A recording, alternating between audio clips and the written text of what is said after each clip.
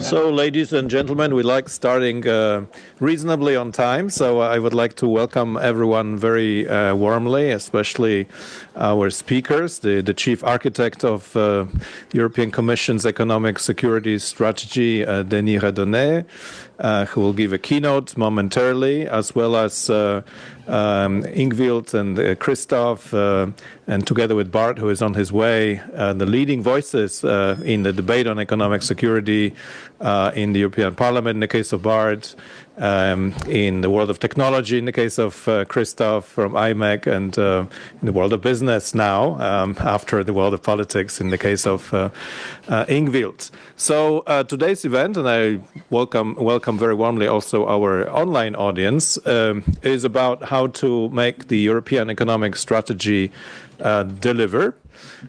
For the European Policy Center, this is a flagship research area. 2 years ago, we launched a project which we now call the Brussels Economic Security Forum. It's our year-long program of research activities on economic security, and we also host an annual conference. We started this June, so next June there will be a second annual Brussels Economic Security Forum, and I'm pleased to announce that it's going to be on the 4th and the 5th of June. If you could mark that already in your calendars, because you are the prime audience for that event, and we count on your contributions. Now, we are all shaken and stirred by a certain document that emanated from the White House on Friday last week, but the really important piece of writing came out on Wednesday from the European Commission.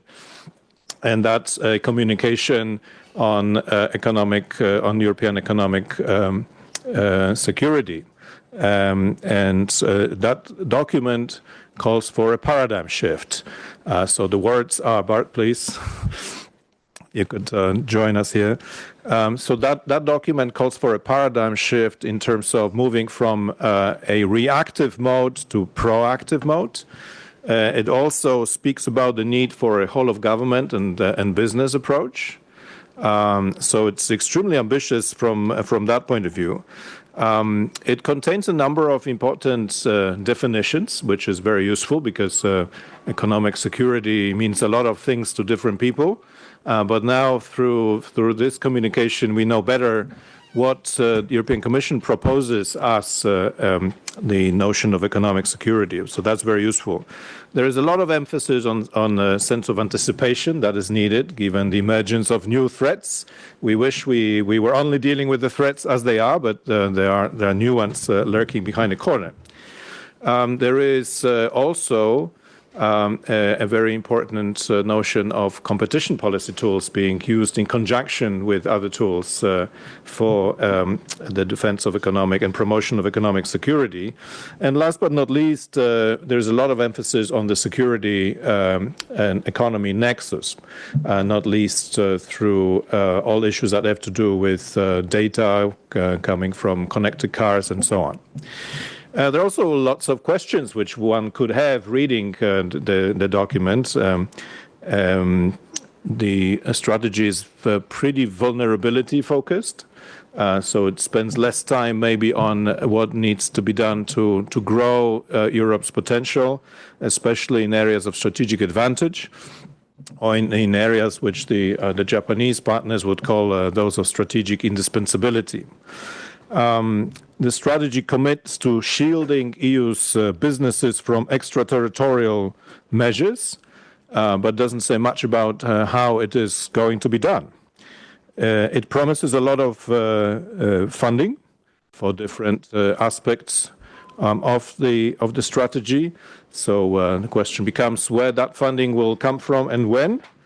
And last but not least, it speaks about heavy lifting in terms of institutional coordination with the member states, between the European institutions, and also it talks about a two-way street with business. So I think the appetites of the business community for being closely involved are very substantial.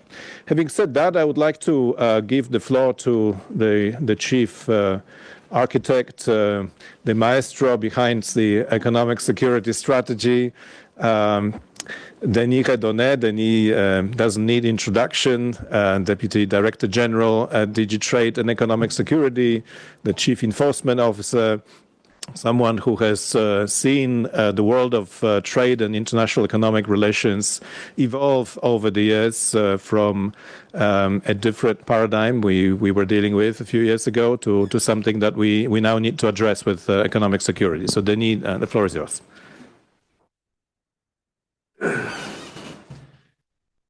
Right, thanks very much for that kind introduction, and I'm happy to have a chance to have the first sort of public presentation and event of what we've been working on over the recent months, what has translated into this policy document in the form of a Commission communication. So as you know, for people who are not in the Brussels bubble, this is the equivalent of a government white paper.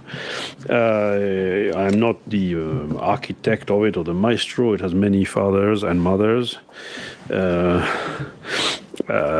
including the two that are on the picture there, primarily. So it's a collective endeavor, all this, and it will remain a collective endeavor because it's quite complex. So I think what you wanted me to do is actually to talk about what's in the thing, what is the thing and what's in the thing, and then I guess a lot of questions that emerge from it will be the subject of the panel. I'm happy to proceed in this way if that's what you want. Of course, this kind of policy document is always a bit complex and complicated to interpret and also, frankly, to produce, because it is a directional statement of policy. It is also a framework for policy measures, some of them being taken forward by the executive, in our case the Commission, in practical terms through the use of existing instruments, some of them being announced or pre-announced, in some cases with a certain degree of specificity, in some other cases in very broad terms, because much more work is going to have to go into the development of some of the orientations that are being flagged in this document. So it's a mixed bag, and I understand that therefore it will no doubt raise a lot of questions about what is the what in reality behind all this. And in some cases there is a very defined what. In some cases there is a what that is in the process of being defined, because all this is a big construction site. It's a big shift in policy setting that affects a lot of EU and national policies. It is something that is being, of course, constructed for Europe at two levels of government, at the EU level of government and at the national level of government. That's why it's a different game than traditional implementation of the traditional EU competences and policies, for example, trade policy, for example, competition policy. Now, it is not just a statement or a framework for policy. It's also, in part of the communication, an update of the diagnostic that the Commission makes about the context in which it is developing policy in this area. I think the Commission is quite clear in the text that we think that compared to where we were two and a half years ago, where the Commission previous college adopted the first economic security communication in June 2023, if anything, the context is characterized by more aggressive use of economic statecraft type policy and tools everywhere, by everyone, or at least by many players, more weaponization of dependencies. And I think there I don't need to illustrate that because everybody has been seeing how, for example, on the upstream of some critical industrial value chains when it respects to critical minerals, critical metals, there's been a lot of trade restrictive measures that have emerged, and that is creating for Europe more pressing vulnerabilities. So I think that's the if you want the update of the diagnostic. This is, by the way, why in terms of pressing vulnerabilities, the college decided to adopt both that framework for policy, the communication that we're discussing today, but also the so-called Resource EU Action Plan, which is a much more practical action plan about reducing the dependencies that we have built and have been experiencing over the last few months, in particular in the area of rare earth elements and some critical raw materials. And there, the action plan is of a different nature because it basically sets how you a pathway to reduce by a certain percentage, on average, the dependencies within a time period that is defined on the basis of a number of identified projects, and the whole thing hinges on the ability to accelerate and make viable this portfolio of projects. Now, coming back to the framework communication itself, I think the other thing that it does, and you alluded to this, Ravel, is it gives a fairly high-level policy signals or guiding principles. I myself, when I reread our text, take away maybe three. One, which you mentioned, which is the determination the college has that wants to move from the point of view of the Commission to from what has been over the last few years essentially a reactive approach to a more proactive approach.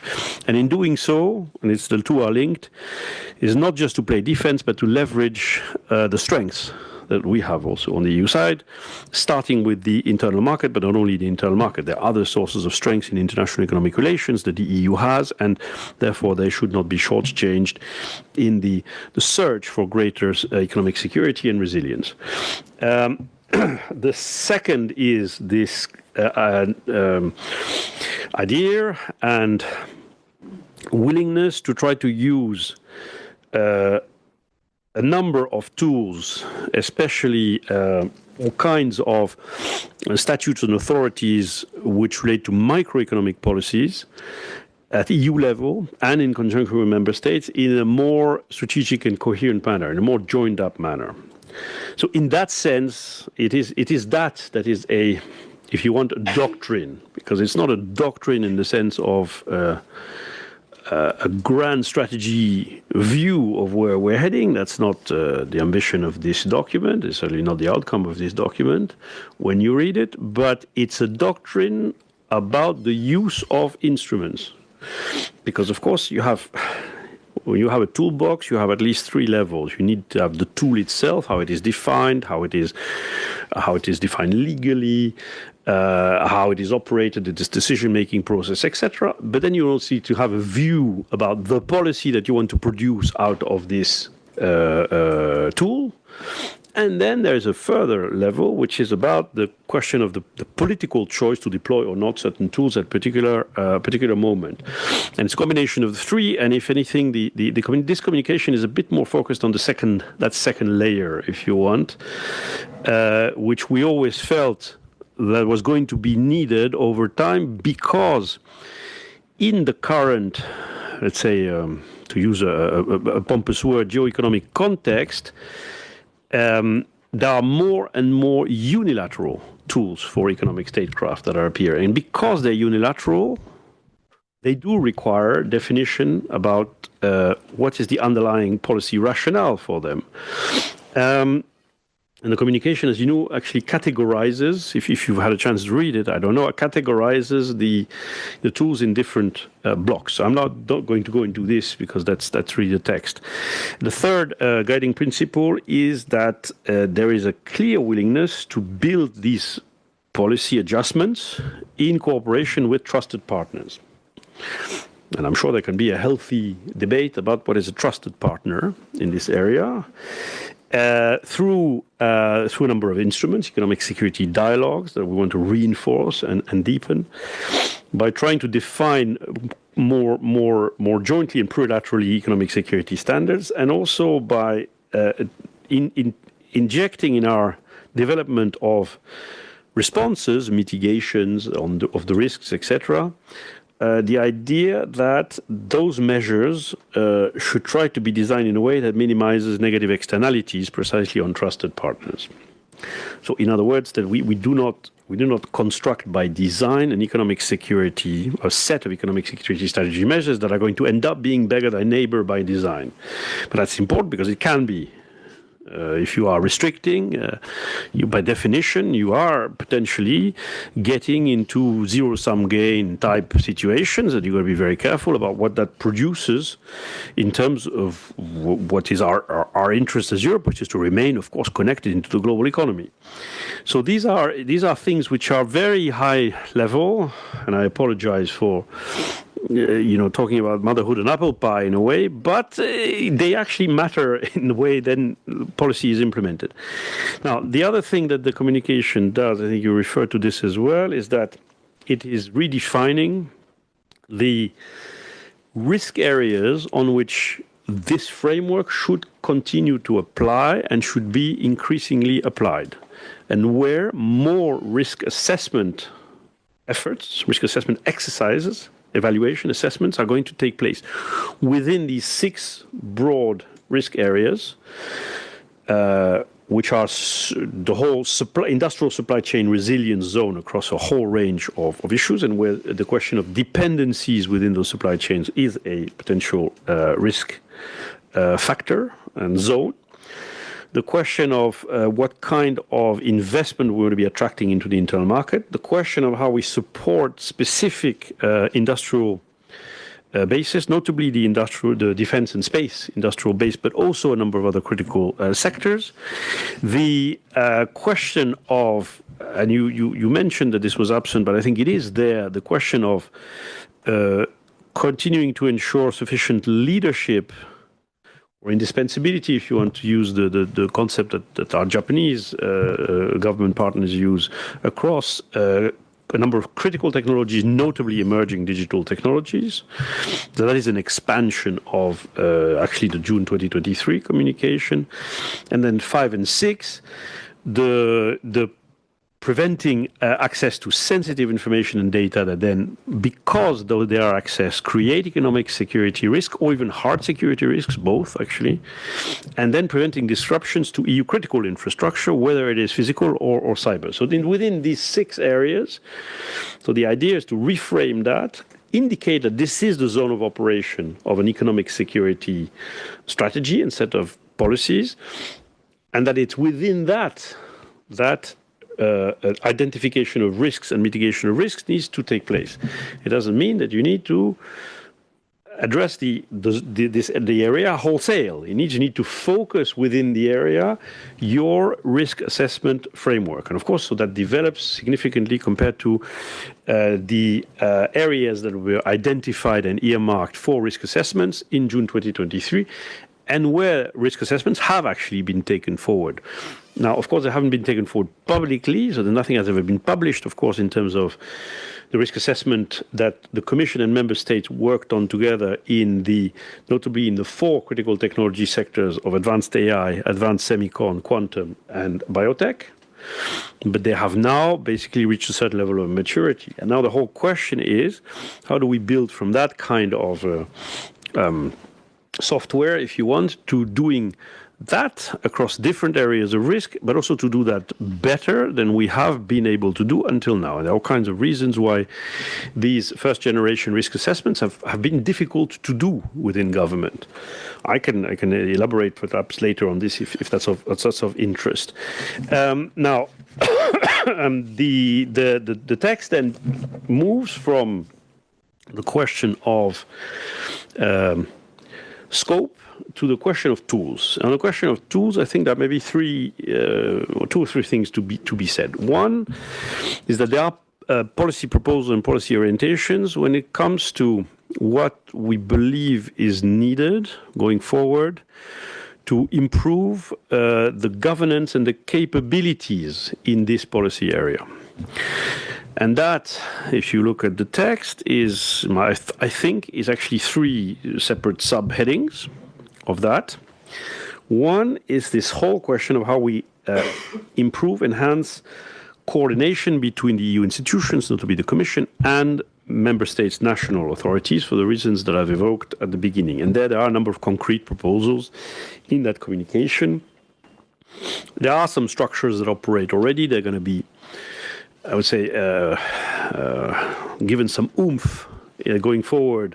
Notably, we have an informal network of economic security officials that are capital-based, and we want to turn this network into something that, for example, works towards joint scenario planning, these kinds of things.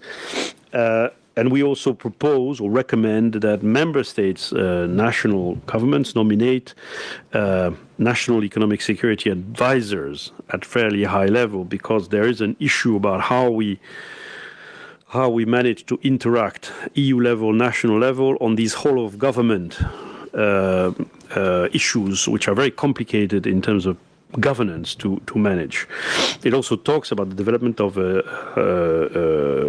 tools to ensure the secure exchange of classified information, for example. So that's one zone, governance capabilities. The second is capabilities very much inside the EU institutions, notably the Commission, but also in relation with member states, so that we basically in this communication indicate that we're going to build a more integrated way of pooling the relevant information for this kind of policy making, which is quite complicated because in practice it requires fairly granular, usually company-based level information. I'll come to the question of business in a minute.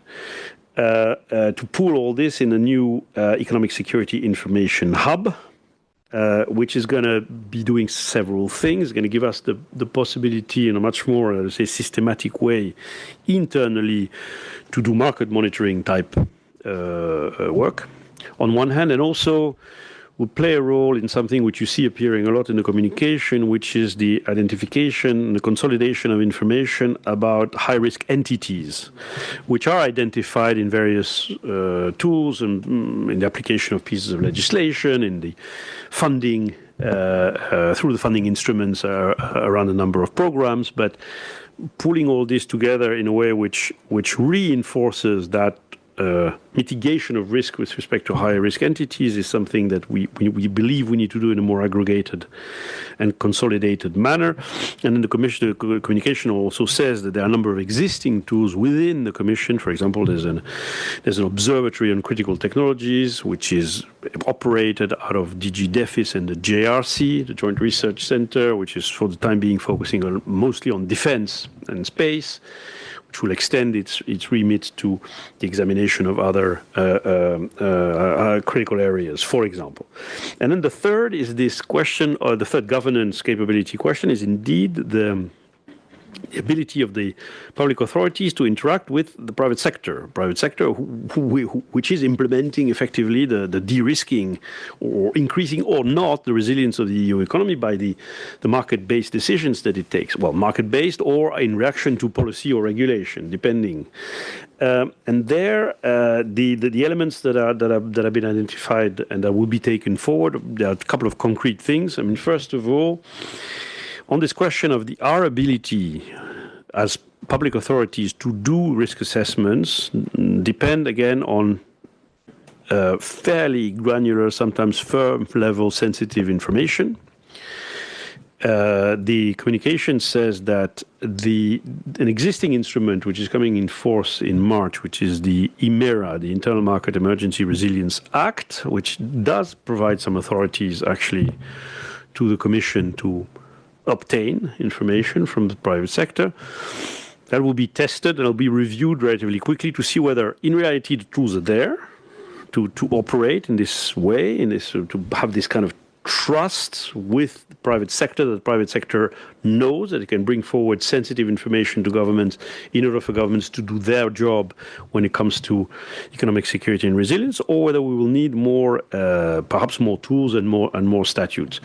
So the communication here, so we're proceeding here stepwise. I mean, we see what we can do with the legal authorities and the statutes that are there before we start piling on new instruments, new burdens, including because if they create more regulatory reporting obligations on business, etc., which is for all kinds of other reasons as well in terms of competitiveness, not what we want to do. If we can avoid creating unnecessary burdens, or if we can avoid, I'll say it more fundamentally, the public sector being too intrusive in the functioning of the market economy, because there might be reasons for government intervention, but there are also good reasons to keep the proper distance between government authorities and what market operators in a market economy need to do, driven by their own logics and rationales. And the other thing is the creation of a trusted advisor group drawn from business. The idea there is very simple. We do want to try to co-construct this as much as possible between this triangle between Commission, member states, national authorities, and the private sector.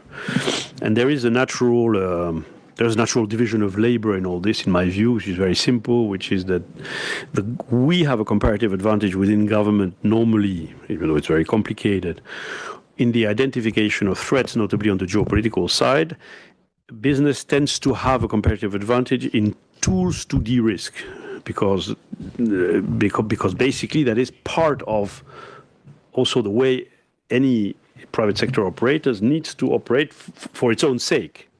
So we want to preserve this because it's a strength, it's not a weakness, the fact that we are not a command and control economy in order to implement these kinds of policies. Final point on the tools.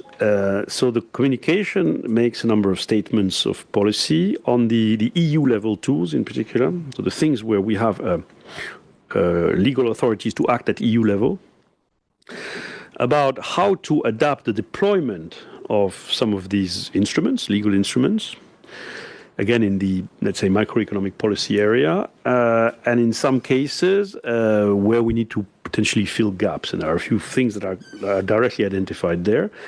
On the adaptation of tools, and its adaptation, because we had discussions actually internally. Are we thinking that we need to repurpose fundamentally existing instruments? Probably not. Because repurposing would mean changing the underlying logic. It's not a question of changing the underlying logic. Some of our instruments, whether it's trade policy instruments, competition policy instruments, remain integral. They have a legal basis. They operate on this basis.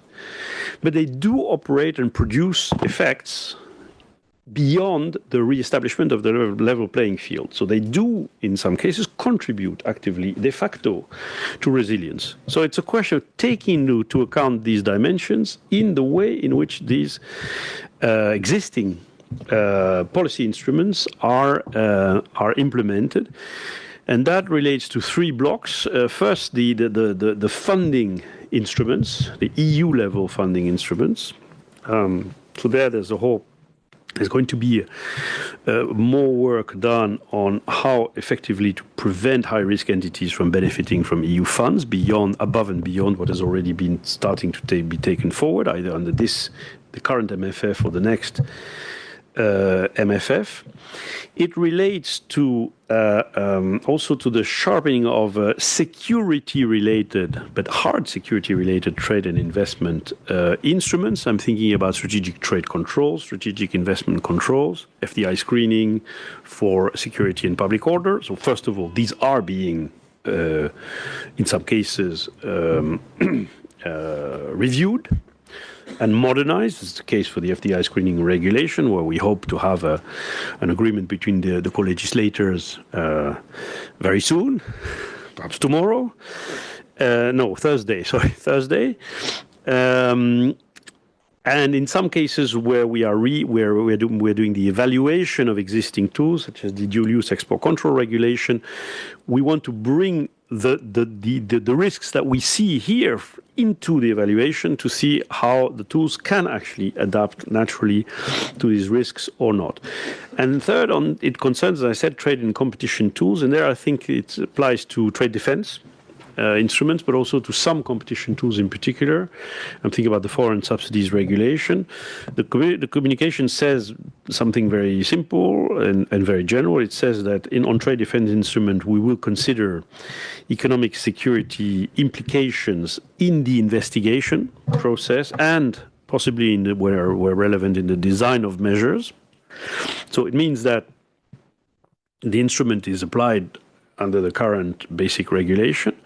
But we believe that given the particular situations we see in some industrial sectors, economic security and resilience consideration end up playing a role, including in the way in which we need to look at the imposition or not of, in this case, trade measures at the border. Similarly, the Commission says that it will fully utilize the foreign subsidies regulation, which is not a trade defense instrument, but which is something that has proximity conceptually to the trade defense instruments. Doesn't apply to the same thing, of course, especially in areas where we observe through, again, the practice of these instruments that foreign subsidies not only distort the level playing field, but also then lead to consequences and impact the ability to have resilience in the sectors concerned inside the jurisdiction. Finally, in terms of additional tools, there are basically two broad statements of direction that you find in the text, which I point to your attention.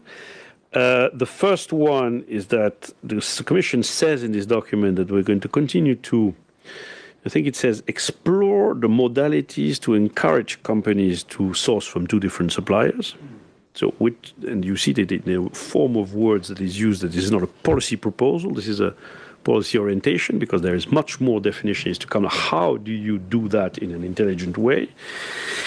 Similarly, the Commission also says that it will explore the possibility of providing financial support for companies that are the subject to investment screening, and where we see situation where absent a foreign investment, the viability of the company is simply at risk, and simply because there is no alternative financing possibility, which is not necessarily the best driver for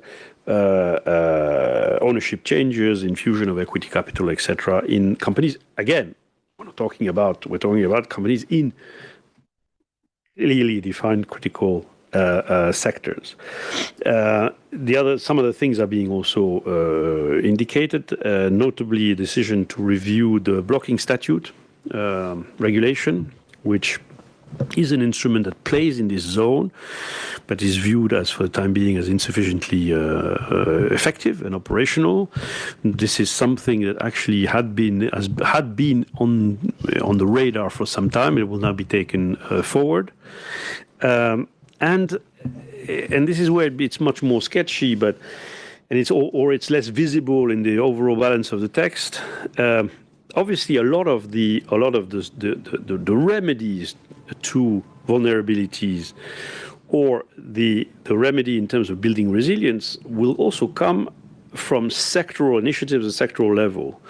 Now, these, of course, again, are integral, so they're not discussed in great detail in a 15-page communication, but certainly upcoming policy initiatives such as the revision of the Cybersecurity Act, the CHIPS Act 2, Quantum Act, Cloud Act, all this is considered to be clearly a central part, much more on the promote side than the protect side, of that portfolio of tools that need to work in tandem to increase resilience. So that's, I've tried to extract from the text what I see as perhaps particularly important, or at least how the things link together, at least in our mind, or some minds, or at least my mind, but there are many minds. And I hope that's useful as a way of providing a context for interpretation and also seeking reactions from the stakeholder communities, whether it is foreign governments, whether it is economic stakeholders based in the EU or globalized.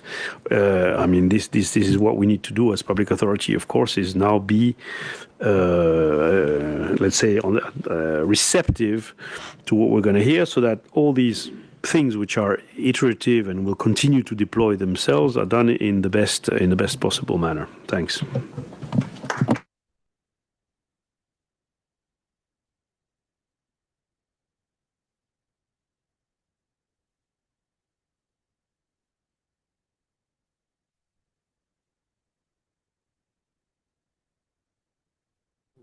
Jump now straight into the panel. So if I can invite Bart, Ingvild, and Christoph up, and we will have the discussion.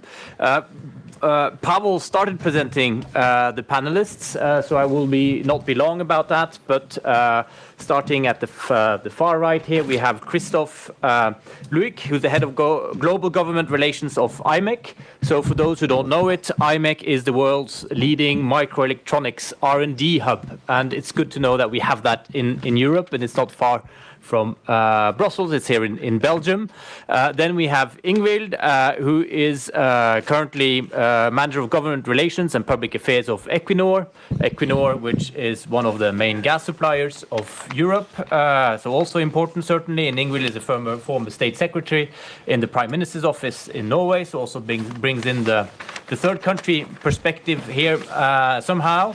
And last but not least, Bart Groothuis is a member of parliament, very invested on these topics, and in addition to being a politician now, an MEP now, he has a background as a director of cybersecurity of the Dutch Ministry of Defense. So plenty of competence and economic security brainpower around this table now. I want to just very quickly come back to you, Denis, because a lot of the discussion leading up to the joint communication has been around the announcement of a doctrine. And right before the weekend, we had Trump's national security strategy.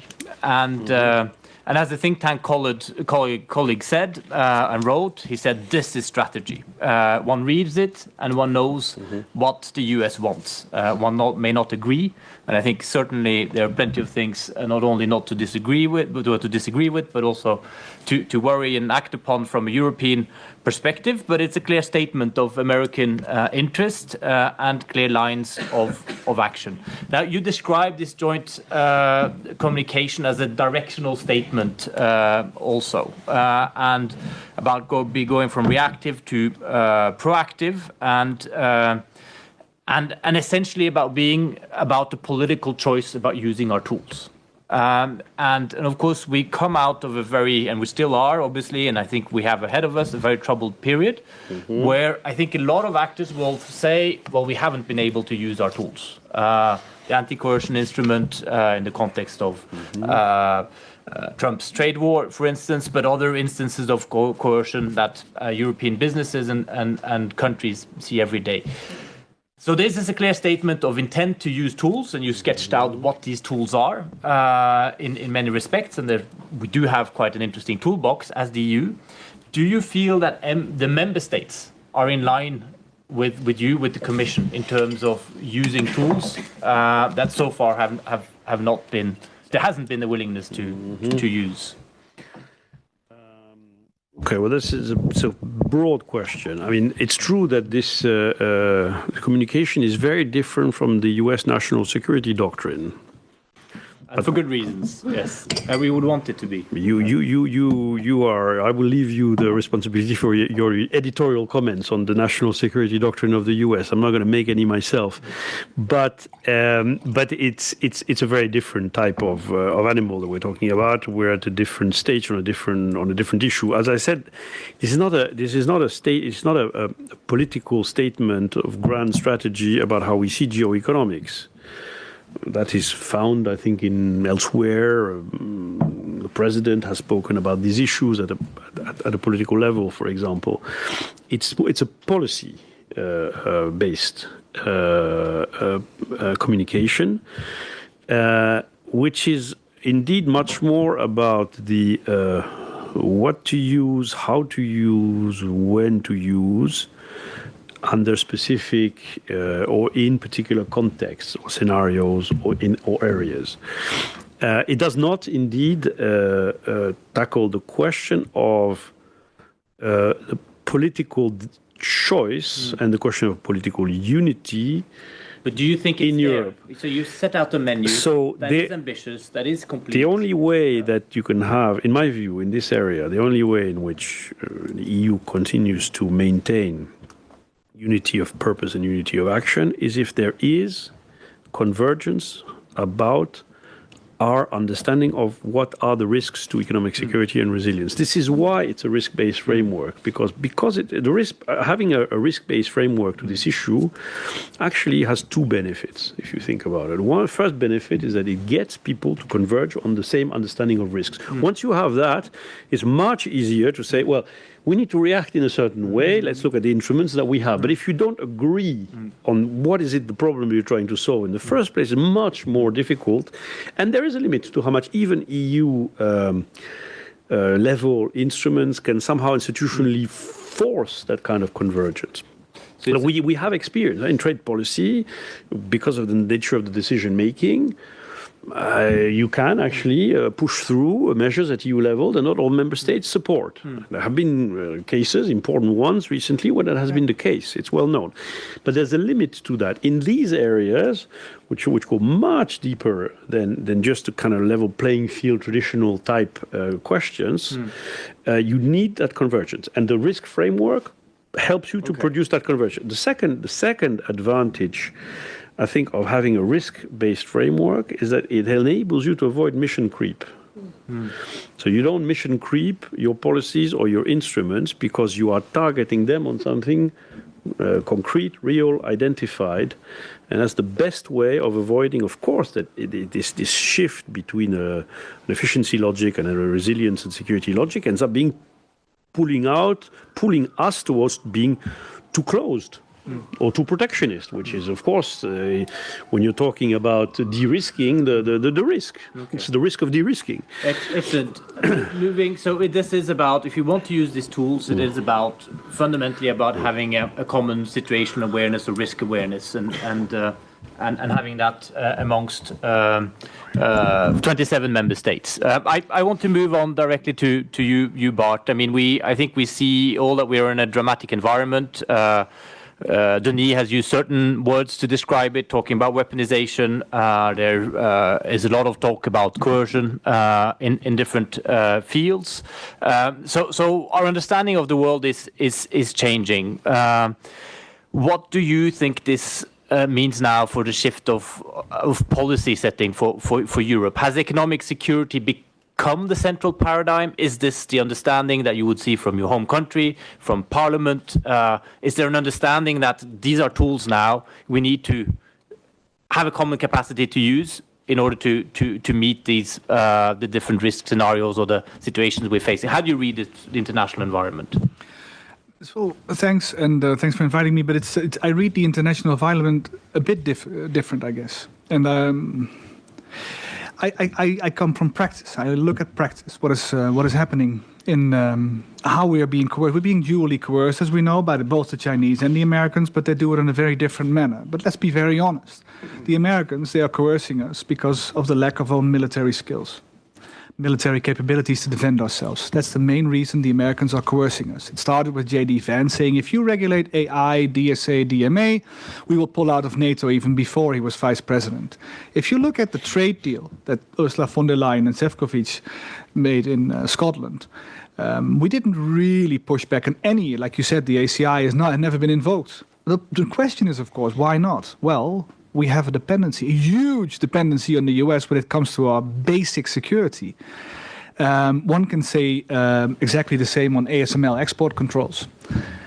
There is a huge dependency on American military, and that's why we easily come with the American request. But this is all changing now. And if I look at how we should stop American coercion, I don't think that the total toolbox will enable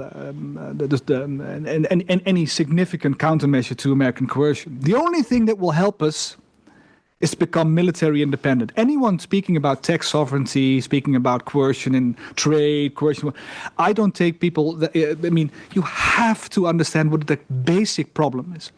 And I don't think we're doing nearly enough to become more military independent from the US. On China, it's very different. They're coercing us on critical raw materials. And that has been a center point in their policy all the way from Deng Xiaoping. As we know, the Middle East has oil, we have rare earths, and it's been a strategy all along. Now, if I look very critical towards that, and if I look at the rude awakening last April when Trump was being coerced as well by the Chinese, just as we were, and not collateral, but really intentional coercion towards Europe. I really much agree with what Denis has also said, that we need the Resource EU scheme. But I want to make last remark, and then I'll give it back to you, Georg. If the Resource EU, with all sorts of subsidies and incentives to mine and all sorts of things to recycle, and also with agreements and MOUs around the world, it will be, and I don't say this lightly, but it will be futile if we don't accompany that with the appropriate trade measures for dumping, a price floor to make sure there's a business case, and offtake agreements that our industry will actually buy it. And I don't see any proposals for our industry buying a price floor. So there's a business case for people who want to mine, and trade measures protection that there's a business case. And I see Trump in 6 months' time, and I'm not a political that much of a fan of him or Ludwig and Greer, but let me just say, he created several business cases. In Australia, 8 billion of private money went into mines. In Brazil, he's very active on putting money in mines, but also accompanying that with offtake agreements. General Motors has an offtake agreement inside the US with the magnet mines, a rare earth magnet mine.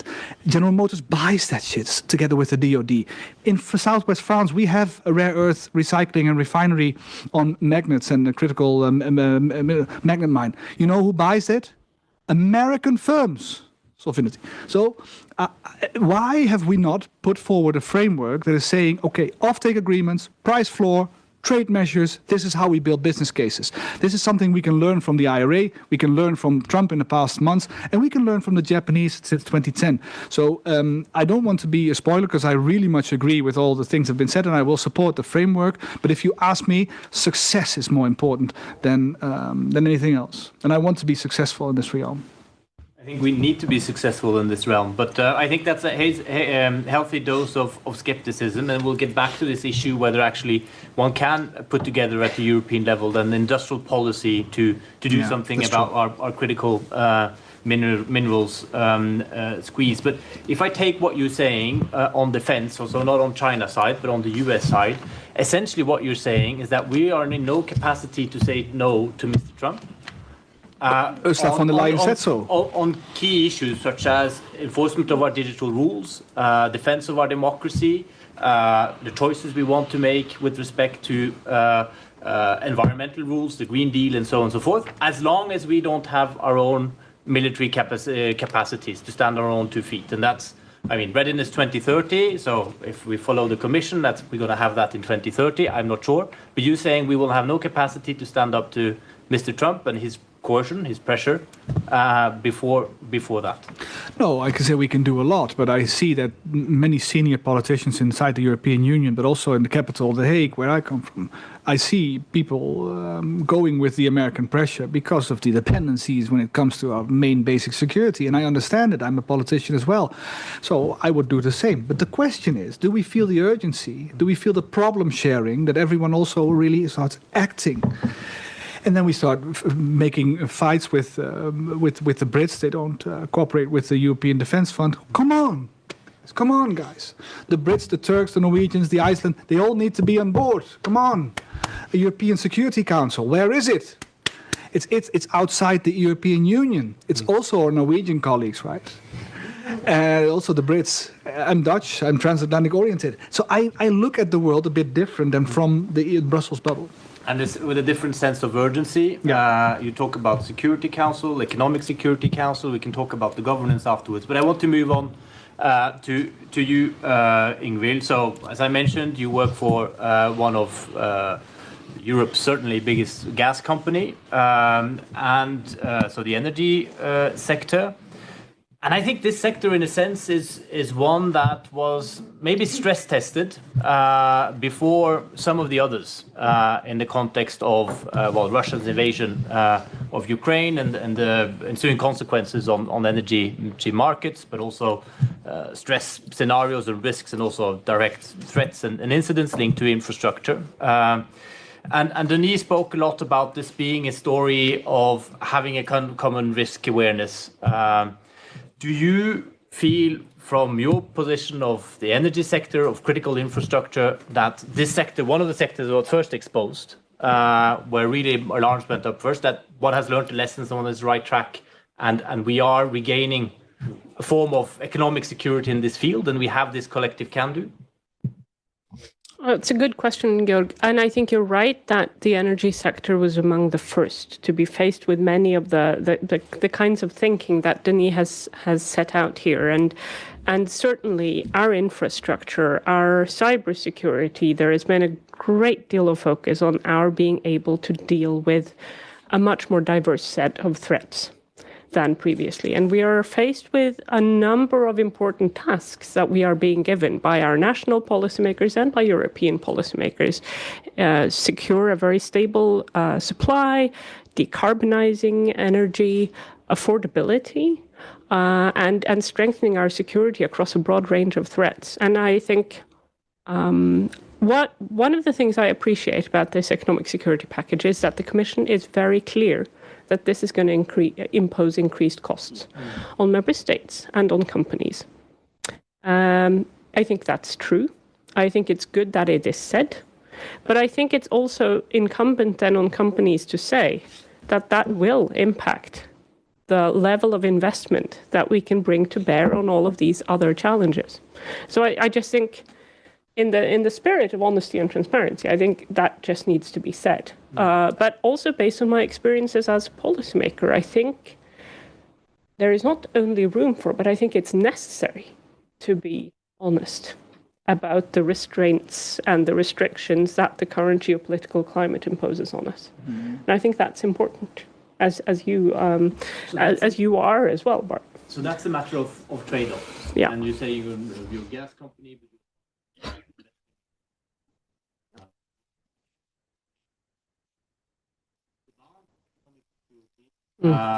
Requires that course corrections elsewhere. I think it's important to say it doesn't stop, but it may take longer. It may become more complicated. And I think it also means, and I think this is another of the things that I think is important about this strategy, is I see the European Commission very much wanting to be in a dialogue with companies and with third countries, which I want to commend. I think that is incredibly important. What business wants is actually very, very simple. We want stable, predictable framework conditions. Clearly, in today's world, we're not getting that. But as much as possible, that is what we want. So clarity about the requirements that we will face, guidance on what that means, I think is incredibly important, especially when really basic aspects of those requirements change the way this package indicates. So understanding what does it mean for us? Who can we buy from? What can we buy from them? Can I push you a little bit on that? So this is about information sharing. And so a lot of work has been done, and one can read about cooperation on risk assessments linked to critical infrastructure, for instance, and acting on it. But then you say, who can we buy from? And this is also something Denis spoke about. This is about high-risk entities, high-risk vendors. Are we capable, as part of our risk assessment, to decide today who we're going to buy for? I don't know, when it comes to who's going to supply our wind turbines. Can that be Chinese vendors or our inverters in our electricity system? Is that a place we've come to? And Denis said he wanted to say more about risk assessments and the state of play afterwards. But is that part of the clarity you're seeking, or that you feel you already have? No, that's not what I meant. And I want to speak to the risk assessments as well, because I do agree very much with Denis that the risk assessments is a very, very key aspect of this package.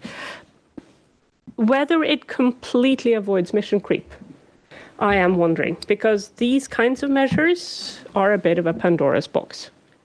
And other people opened it first. The Pandora's box was not opened here in Brussels. Acknowledged, but it is opening a Pandora's box. It is the best way we do have to avoid that mission creep, though. And that's why I think it's so important for the Commission to be very clear that they want to impose a very strict risk assessment and stringent risk assessment framework. And that's why I'm not going to sit here and say, what can you buy from whom? I'm just saying we need very thorough risk assessments, and industry also need to participate in and take the risk assessments very, very seriously. And I want to mention one specific example. One of the industry associations that we are a member of, Wind Europe, has undertaken quite a big exercise to identify the components that go into wind parks that are the most critical and that are the most vulnerable and the most sensitive. And they have shared that list with the European Commission. Now, whether the Commission at the end will agree with that list, will want to expand it, will have different views, that may happen, of course, but I do think that is the kind of exercise that we all need to undertake. And I think then it is also important to leave the others be. And to say, okay, there you go with what's most easily available. What is the cheapest? In order to keep investments flowing, in order to keep that transition going, and to stick with the most critical, the riskiest. That's where you put in the most stringent measures. And I think that is very important, and I appreciate that the Commission is so clear in committing to that path. I think it's critical. Excellent. I think we can come back to and deepen that discussion on risk assessments even in further, and I'm sure this is something Bart and Denis would have views on also. But I want to bring in Christoph. So your vantage point on this is R&D, but it's also certainly sort of the semiconductor business. And I think in addition to critical minerals, we've already discussed, semiconductors have been certainly a flashpoint of coercion, of tensions, of weaponization in past weeks and months. And one always hears about the world's value chains in semiconductors, that they're truly global and they will remain global. How do you see this? What is Europe's position in semiconductors now, and our capacity to take back some control over our capacity to keep our industries afloat, production going, in a world where this is being subject to a lot of pressures? I'm thinking obviously of the Nexperia case, but one also had a crunch during COVID. But what's your take on Europe's policies and realities when it comes to semiconductors? If you can start there. Yes, that's a lot to unpack already. But first of all, I do want to start with talking briefly, saying a bit more about IMEC, because I don't think everybody really knows IMEC, and it's important to understand the lenses through which we are looking at these topics. So we are indeed the research organization, so based 25 minutes from here, big clean room infrastructures there.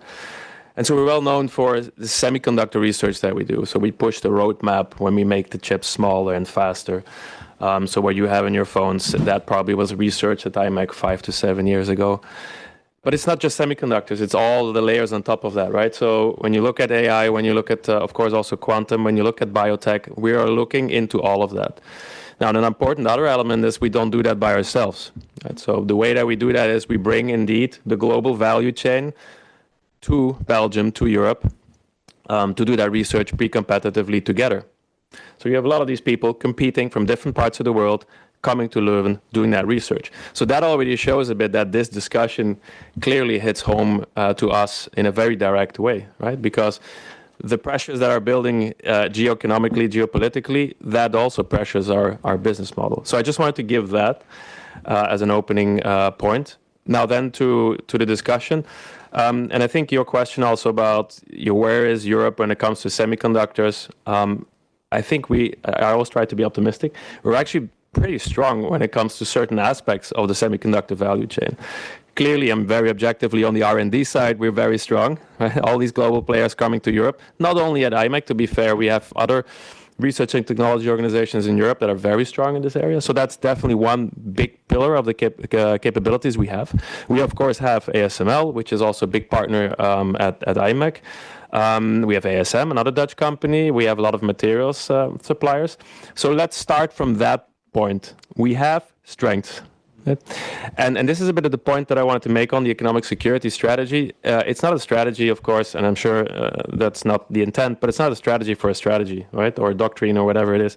It should serve something. And the first word in that is the economy, right? So the question that we have to ask ourselves is, the focus needs to be on taking the right measures to support that economy. And if you then zoom in on the semiconductor space, the CHIPS Act 1, and Bart was very much involved in that, obviously, took a big step. That was a big step for Europe. And I do believe we've strengthened some of those capabilities. Clearly, there are definitely still gaps. And so there is now a discussion already starting on the CHIPS Act version 2 and what that needs to do, building on the first version.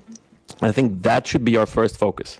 How do we now have the instruments ready to drive certain parts of our industry, including the semiconductor industry? So the CHIPS Act 2 will be a crucial tool to strengthen those capabilities. And then the economic security strategy, where does that come in? For us, it's really a good framework because it highlights where maybe we have indeed some dependencies that we then have to address, partially also in the CHIPS Act. And I think that's going to be the important kind of like the interplay between two. And I think not just the CHIPS Act and the security strategy, but all of these policy initiatives, there needs to be more coordination between, okay, what are we going to do and how are we going to drive to success? And then maybe just a couple of points from our point of view, how does that then relate to the strategy? Well, if you talk about restrictions in the model that we're working in, that of course becomes a very complex exercise. So I think what we have to do is this balancing between, you can be restrictive and then you can also be constrictive, right? So if you kind of squeeze it too hard, then you actually shoot yourself in your own foot. And so, there's discussions on access. Clearly, there's going to be in the next MFF. Let's hope that it will be ambitious, and especially the ECF. But in the ECF, even there's discussion on sovereignty criteria. What does that mean? How is that going to be applied? So there's going to be a lot of questions, of course, when you start implementing these things. And how do you make sure that you don't tip the scale too much in the constrictive part? And I think that's something maybe we can talk a bit more about. And the last point I want to make is, again, on the partnerships. We, of course, talk about the US. We do have, of course, a lot of US partners also doing that research. And let's be honest, they also are at the forefront on a lot of these technologies. So it's great that they come to Europe to do that. But it's not just them, right? So we work with Japanese, with Taiwanese, with other parts in Asia. So what is a partner? And it's a bit frustrating because it varies, and there's the political layer. There's daily announcements and daily tit-for-tat discussions. But underneath that, you need stability. We cannot do a technology roadmap if we're going to be pushed one day in this direction. Then that is not a partner country anymore because of that. So how do you create stability and clarity? Don't get me wrong. I do know the world has changed, and we need to adapt to that. And we have adapted already, as I make in some regards, to that. But it cannot be like a compass that keeps going back and forth. So those are just a couple of points from our side to start the debate. Excellent. If I just want to follow up. First of all, I like very much how you sort of take the positive take on it and saying this. We are doing certain things right, and there's been a lot of criticism of the CHIPS Act. We're saying it's useful, and we're building further on it. And then you talk about more coordination, and you also say we do have strengths in Europe when it comes to chips, in terms of research, in terms of ASML, in terms of materials. Is that something that we are in a capacity somehow in logic of, Pavel mentioned strategic indispensability, the Japanese talk about, that we are in any way in a capacity of leveraging, of using when we talk to other partners? It doesn't have to be only the US and China, but other partners say, look, this is what we have. Now you two need to come somewhere towards us. And I also want to add to that, if our strengths are there problems in Europe in terms of legacy chips and in terms of how industry relates to their need for legacy chips and stockpiling, and where do you place the difficulties we need to address? So maybe on the last question on the legacy chips, because that, of course, with the Nexperia discussion has kind of moved up on the political agenda. But let's be honest, on the industry agenda, that was already there. And so in the CHIPS Act too, there is a discussion ongoing now, like on the capabilities. What are the capabilities that Europe needs to, or the capacity building that needs to happen, like manufacturing, for example? But that was already in CHIPS Act 1. Yes, 20% of the world's. Yeah, okay, and I know that people are like, the Commission overshot and there was too ambitious. Fine, but at least they set a target, right? And let's try to work towards that target. And we haven't reached that target, so let's take action to move forward in that. So, and in that you have this discussion on mature versus advanced again, which I think is a silly conversation because you need both. And maybe this is another side way, like we're not in the semiconductor space, we're not doing this for the fun of it, right? Our researchers think it's really fun, of course, but it needs to serve the industry sectors, like automotive, life sciences and health, security. And so those sectors now and definitely in the future will need both, right? So on the mature side, we will need to do more. And it's clear the Commission is going to put something on the table that will address that. But let's not forget also the advanced part, because if you forget that, I think in 5 to 10 years from now, we will look back and say, we maybe should have done that differently because our sectors are very dependent. Now, the problem with that is there budget for an end-to-end story? That's always a story, but that goes back to my political point. Let's, in the MFF, if we would think this is crucial for our economic security, let's put our money there, and then let's not trade away the digital window within the ECF last minute to shift it to agriculture. I know I like to be provocative in that space, but I think it's an important point, right? If this is crucial, then we have to kind of really put the marker down and take steps, and it is going to be costly, and we have to make those investments. And I forgot as I was talking what the first question was. So you had a first part of your question. Do you remember what it was? Yeah, it was a question on whether we have any capacity to leverage where we really have strength. Okay, yeah, in discussions with partners or maybe not so partners. Yes, I think we have some leverage, but I think as we also have seen in some discussions, it can also backfire. And then the question is, okay, then maybe we're not that strong. So it's kind of like, how do you play this? Because, and this is an important point, there's short term, medium term, long term, right? Short term, it might feel good to say, okay, and now we're gonna use this, but medium term, it might hurt you. If you're going to say, well, you're not going to have access to whatever anymore, because we are going to lose also access to a lot of knowledge. And I think this is not a black and white discussion, right? So in some areas you can do that, in some areas it's going to hurt you more than you want short term. Okay, we've opened many different cans of worms here, and there's a discussion about MFF and prioritization. There's a story clearly about running faster agenda, industrial policy. I think we can talk more about risk assessment, but Ingvild, you wanted to come in before I go back to Denis to pursue the conversation. But yeah, Ingvild, you had a comment. Yeah, I wanted to pick up on two important points that Christoph made, and one is the horizon that we're talking about here. And in the energy sector, of course, it takes time to build energy projects. We're building offshore wind parks in several countries in Europe at the moment, and we didn't purchase the components that we are putting out there yesterday.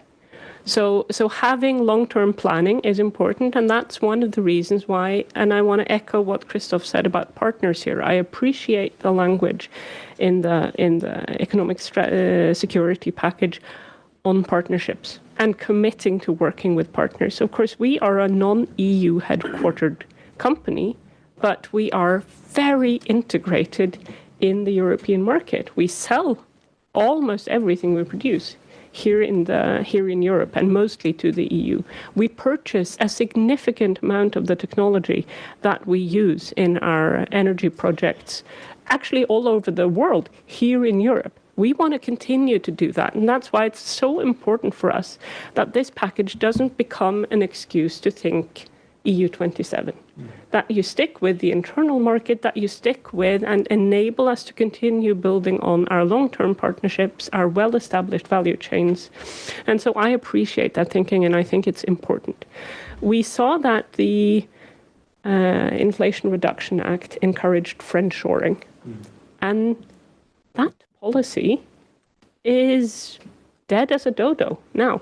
What kind of predictability does that give? I think when we're asking for the EU to be more flexible and, shift with currents, etc., why copy that kind of thinking? What do we think that's going to accomplish? How's that going to help business? Term view here is that it takes time to build energy projects. I think it will take us a lot of time to rebuild economic security, clearly also. If I may stick maybe to the risk assessment discussion first, and you said also, Denis, that you wanted to say something more about this. You said it's difficult to do. One has sort of gone through the first generation at the European level, chips, AI, quantum, and biotech. And now one is looking at a range of other topics, from indeed, I think, electricity systems and inverters, connected cars, small nuclear reactors, space and propulsion. There's a lot of things happening. Do we have the capacity to do these risk assessments at 27, joining up the dots between member states, the Commission, but also companies, and then do we have the capacity to act on them? Well, that's exactly the scale of the challenge, right? Because this is it's a huge set of policy areas that you find under the umbrella of this economic security communication. I mean, if you look, it's a very big part of the European economy that is being looked at from the resilience, let's say, standpoint. And again, I'm using this as a shorthand because it's, in some cases it's resilience, in some cases it's a more an indispensability logic or leadership logic. It depends what you're talking about. But yes, so the as a construction site, it's enormous. Okay? We have to be honest about this, and this is why we are trying to learn as we do. And what has been very clear over the last 2.5 years is that the way in which we have undertaking the risk assessments that have produced outcomes internally has not been efficient. So it's too slow, and in some cases, without going into too many details, it's not. It doesn't have the level of granularity that really enables you to build properly targeted mitigation measures. And in some cases, even it did not foresee certain shocks. You know, there has been a lot of work in the policy space, together with industry, together with actors like such as IMEC, on the semicon space, a lot. And nevertheless, we were faced with an Xperia shortage crisis from one day to the next, and there has been a fairly sobering experience, inside the Commission, I think inside business, for the automotive sector. All this has led to some, let's say, robust discussions between us as the policy side and the car OEMs about, how on earth are we in this situation? And I think the automotive sector is saying, we're in this situation because we got to reduce costs. And so that's the kind of thing we have to confront. Now, the way in which, again, we can do better is by finding the way to work with member states' assets and capabilities within governments better than has been the case so far. It's very important because there is a tremendous amount. There is more proximity between some parts of the national systems with the underlying, right, with the economic fabric, than out of Brussels, because the Commission is one step remote from the reality of the member states in country. It's the way it is. So it's a big block, Europe, and it operates at two levels of government. So one is more distant than the other. So for this kind of stuff, you need a lot of proximity. And actually, even within member states, you have different levels of articulation and proximity between public authorities and key sectors. You have there's a country I know very well, which comes from a tradition of being, I wouldn't say a state capitalist economy in the past, but pretty close. And therefore, the links between the Ministry of Economy. What country that? The Ministry of Economy and some key business sectors very, very close. And France, not to name them, they screen investment inside the French economy they see basically what's happening in the economy at a pretty granular level. Not all member states are in that. So we have, differences there. We need to try to harmonize this. We need to pool together the information. And then with industry, and as I said, with industry, the best thing that we can do is try to bring industry into the risk assessment process so that, again, it's co-constructed, and therefore the response is going to be more easily co-constructed. That is better than hard regulation, which indeed might emission creep. There's always a risk. But I've done the trade sanctions on Russia, for example. It's exactly the contrary to trade sanctions. On Russia, the trade sanctions, we're not giving an incentive for companies to apply the sanctions, right? You have to apply you have to comply. But it's a very hard, raw type of economic policy measure, because it's not an economic policy measure; it's a foreign policy measure. But as it happens to be in the economic policy sphere, and from one day to the next, to say thou shalt not sell anymore this to Russia, bang, and you don't consult, you don't prepare, you don't see what kind of impact you're going to have, you don't see whether it's going to then in turn disrupt certain supply chains. There's a lot of unintended effects. It doesn't have to be that, because the de-risking is different. The de-risking has got to be a process where you protect, but you don't. Did you say, you said something quite interesting? You said constrict, I think you said, or something like that. I'm not sure if that was the word. Yeah. Restrictive and constrictive. Because the risk is that you weaken yourself by cutting, by de-integrating. I mean, again, there are a lot of innovation capabilities in China that the European economy can continue to benefit from. At the same time, there are risks associated with certain dependencies vis-à-vis China. We have to be able to do both at the same time. I understand it's not black and white, but can I challenge you a little bit on this issue? You say, okay, I think it's very much appreciated, you say, being so honest about the risk assessment, too slow, not granular, mitigation hasn't worked, and these kind of things, because ultimately being open about the challenges is part of creating the trust. But then you say it's better to bring them in, bring companies in, have the risk discussion. But it's very difficult. Which is difficult, rather than going to the statute to saying by law. But you mentioned the car sector. They had a chips crunch and were in a dire position during COVID.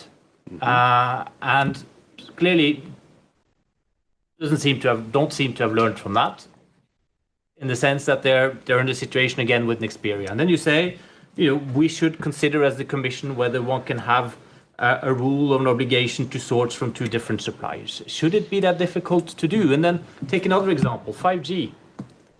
5G toolbox. I mean, this was a discussion, was it 5-8 years ago, when one said, because you talk about high-risk vendors. And I think everybody, after a while, agreed that you were building in high risk into our telecoms networks. The answer one came up with was the 5G toolbox, which is a recommendation. And it doesn't take anyone really to see that it hasn't worked. You Google, what's the penetration of high-risk systems in the telecom system in Spain or Germany or pretty much, a majority of member states, one hasn't acted on it. So isn't that precisely what should challenge us to think that recommendation doesn't work anymore? One actually needs to go to regulation. And it doesn't, the Court of Auditors have written a report about this. I think you can do both at the same time. You can try to set policy direction, policy orientation. So in a sense, provide kind of sort of forward guidance to industry, and the industry will, in a market economy, adapt to that, because it's in their interest to adapt to that. That's what I think you were saying, Ingvild. In some cases, you need regulation, a harder regulation. But I think in the areas that you indicated, and that's why I flagged the question of high-risk entities, for example, we need to be better equipped to deal with this, and if necessary, deal with this from a regulatory standpoint. And this is why, and I finished with this in the presentation, but perhaps I just started with this or given more emphasis with this. There are a lot of pieces of EU regulations that are coming on stream, whether it is the CHIPS Act on the sort of promote side, but also other types of statutes, Cybersecurity Act, all of the risk assessment with respect to connected vehicles that are going to have an impact on trade and investment flows. But again, they have to be properly calibrated to risk. And if they are, then there are regulatory measures that make sense and that normally limit the downsides of having to de-risk certain parts of what is currently enormously integrated. I don't see a world where you can go back wholesale on the globalization of microelectronics. I mean, the whole world of microelectronics has been built on global integration, but there is some de-integration that is going on in some places. By the way, on some of them, for very legitimate reasons. Some of the digital emerging tech is very ubiquitous when it comes to defense and military use. And there you can have you can decide as a state that you don't want the stuff to leak left, right, and center, and you have good reasons then to limit global economic integration. But that's different from saying thou shall build in every single member states all of the legacy chips that you ever wanted. Yeah. You see, there's two different things completely. So I think any economic security panel should have a cybersecurity expert on it, and today that's you, Bart. So I want to sort of to push that question to you also. I mean, Denis is saying, well, you have cases in defense where it's relatively clear, but here we're talking about the wider economy, and Denis is talking about the future, Cybersecurity Act, what to come. What are we acting on the risks in this field in Europe? Denis also, we talked about telecoms. There's a question of electricity systems. I think one example we brought forward in the context of our Brussels economic security last year or before the summer was the issue of connected cars, where we had two cybersecurity experts and came and presented, and that pointed to quite significant risks that are building up in our streets. What's your understanding of this? Do we need to get ready here in Europe now for much clearer measures, to put it that way? Well, obviously the risk is not technical. So any Chinese company can comply with any certification scheme that you would put forward. So it's non-technical. It's the relationship between Chinese companies and the state. It's a 2017 intelligence legislation that it can compel any company to do what the state and the intelligence services ask. So this is a non-technical issue. So if you want to address that, there's only one solution in Brussels, and it's called horizontal legislation. There's been two, the NIS2, I was rapporteur on that, and I've put forward an opportunity for all cybersecurity centers to put forward recommendations on risky stuff, and they're currently investigating some of that. The second is on the Cyber Resilience Act on hard and software. There is a legal basis to say we don't want certain products on our market. So if there are many people who are saying we need new legislation, we need a new de-risking act on cybersecurity, I say don't do it, use and utilize what we already have. What we do need is what you just said, and was also Denis said. It's so broad. And it's so coming at us. So you need to de-risk on a horizontal basis. So the Cybersecurity Act must be utilized for this purpose. I want to be rapporteur on the file. I want to do it, but we'll see how it happens. And we should combine that with demand politics, because we are de-industrializing much faster than we are de-risking. De-risking has been announced in March 2023. I was in Parliament then, and Ursula von der Leyen gave a great speech, and I commended her, and I tweeted how brilliant she was. But since 23, not much has happened, right? The wind, like you just said, Wind Europe has told me that every quarter they use a percentage of market share, every quarter, since 2023. 500 jobs on average across Europe per day we lose because of unfair trade practices, coercion, IP theft, and the latter. So it's not. You saw the trade deficit today, right? Europe has with China. It's 7 billion a year. It's growing 7 billion a year. So we're de-industrializing much faster than we are de-risking. It's been announced, but it's more almost like we said, we announce that we're not really acting. What I would like to say is, if we promote protect, like Denis said in his lecture here, I very much agree with promotion on both the CHIPS Act and protect. But the best way to promote, it's a global trend in politics, and Europe should follow, is demand politics. You create demand by making laws. You create demand for our industry to remain. You create demand for cloud, a European cloud. You create that demand by legislating it. And then what will happen? All sorts of companies, Christoph, I would like to hear your opinion, but all sorts of companies would say, oh, that's interesting. There's a sovereign demand from Europe, an aggregated demand from Europe, and TSMC will come here. They will build a new fab. And manufacturing, like you said, will come back to Europe if you create that demand inside the Cloud and AI Development Act. This is what we should do. But the same goes for the cloud. If I talk to European Commission senior servants, they say, well, we need interoperability. And I say, if this is the thinking, if this is your demand politics, then stop. It's futile. This is DG Comp talking in the 90s. But listen, what will the market look like in 10 years? If we legislate, you must have a European cloud, and there will be interoperability. I'll tell you, more than between 50 and 100 small, medium enterprises developing cloud for critical infrastructure in Europe. And they will all be bought by either Chinese firms or firms from the Middle East or China or America, and they will consolidate, and we will be in the same position as we are now. You don't want interoperability. You want 2 or 3 champions. Remember Siemens and Alstom?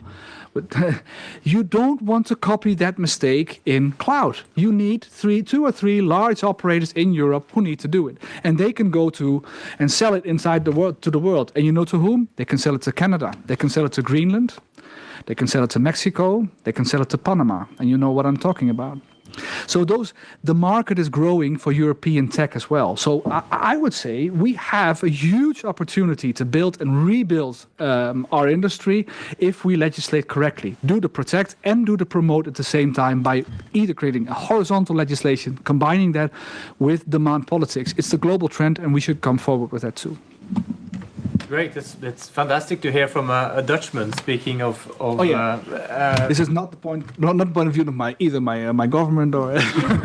But we will make sure this will be. I will promote it anywhere I can. I wasn't insinuating in that, but I think it's quite it's a strong statement you make. It's a think tank, right? We are a think tank, so open reflections here, and it is. We hear what you say. We are de-risking much slower than we are de-industrializing. So this is really an industrial challenge, and I think everybody spoke to that now in the panel. So what you're talking about the demand function, and that's interesting. So you see the 2 people you have on the picture there. One is Executive Vice President Redonnet. Pardon? I like him a lot. It seems like it. So he talks about the need for European preference. He's pushing a lot for Europe to build in preference criteria in public procurement. I think there are big debates now around sort of batteries and booster package and these kind of things. So you're saying this is the kind of agenda we need from the Commission now, even it breaks with the competition logic of past decades. Yes, but be aware that if we do so, and if we try to make a complete, well thought through new plan, you'll be too late. So act fast, because, for example, the wind industry, but also PV inverter industry, we have a couple of small producers left. We still have them. If you legislate fast, we will keep them, and Europe will. But are you optimistic about our capacity to do all this fast? Are you optimistic about the capacity also in the European Parliament to pressure for the MFF to put the priorities right? Denis said the most wise words of today, and it said if everyone agrees on the problem, the solutions are very simple. And this is always if you speak to many people in Europe, they have very different perceptions of the threat. And I guess that the things you write here in EPC, the debates we are having now, it all helps to illustrate the threat. So I want to open also to questions from the audience. I have a couple that have ticked in from our online audience already. So if the microphones are ready, I see we have one over here at the corner. At the same time, I'll seize the occasion to ask 1 or 2 of the online questions. So one is from Declan Kelleher, former Irish permanent representative here in Brussels. Thank you for an excellent presentation, he says. First question is, the Commission says that the EU, member states and industry will need to be ready to accept economic costs in order to reduce vulnerabilities and enhance overall security. Given the reluctance of member states to face the possibility of economic costs in the run-up to the Turnberry deal with the US, how can the Commission increase its leverage over member states? That's first question. The second question, I think, is also directly to you, Denis, given your daily responsibilities.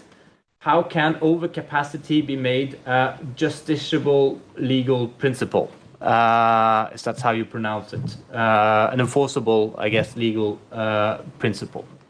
And then the questions from the audience here. I think the microphone.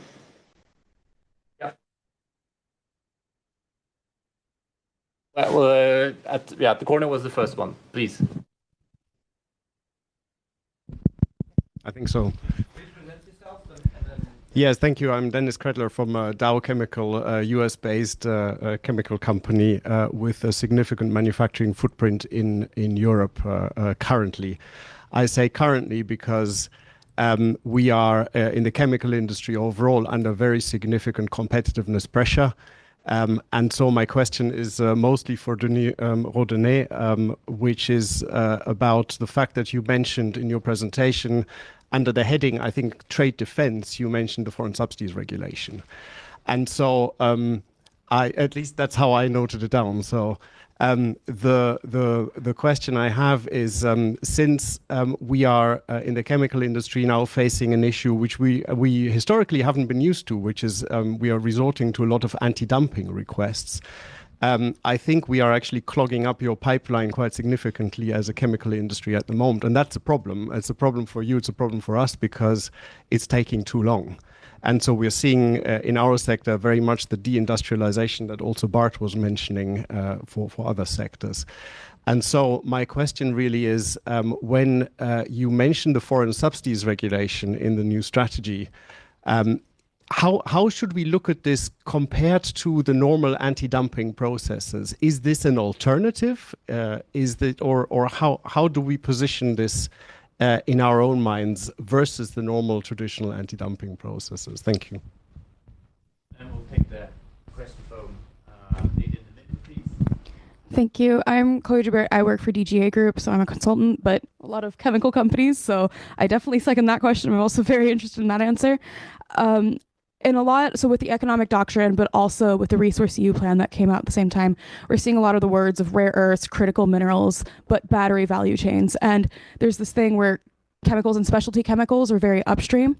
They're never in these sort of policies, but we are in a lot of anti-dumping requests, and we come up often. So obviously I have a lot of clients that are asking, when are these actually going to be in these doctrines? Like these take into account semiconductors. There's a few different end components. How upstream are we going with these risk assessments? Thank you. Doing a risk assessment on chemicals? Ron? I let you start. Oh, you want to come in also, Bart? Please, yeah. you Then he first and then Bart. Yeah. No, there's a lot of focus that is being given to the chemical sector. And for good reasons, because the way I see things, again, I'm not sure these are words that I used officially by the Commission, but you can argue that why should we put specific attention to the chemical sector in the same way that we do, for example, for steel, is that it is infrastructural to the rest of the economy. So for me, you have two big zones of criticality. You have those sectors that are infrastructural to the rest of the economy, and you have, and it's different issues, different policy challenges, the question of emerging tech and the need to have capacity and leadership there. So this is why, in a sense, you will always end up having focus on these two things. On the question of what's happening in the chemical sector and the response of policy beyond, indeed, looking at how actually there is a need to maintain certain resilience within the supply chains, because the risk is that if not, you would create huge vulnerabilities. there is clearly a huge distortion dynamic going on. We are seeing here distortions which emanate a lot from China in the chemical sector, and this is a new wave of overcapacity flow into the EU market in particular, which is leading you and other stakeholders to come forward with requests for import protection. And this is why we are taking forward structural trade defense cases, quite a few as you mentioned. But there are challenges in looking at this. When we are faced with a broad-based problem of overcapacities, and it links to Declan's question. Of course, the trade defense instruments that have been constructed will have certain limitations. They're product specific. You have to define what the product is, and a like product question. They are origin specific normally, unless it's a safeguard.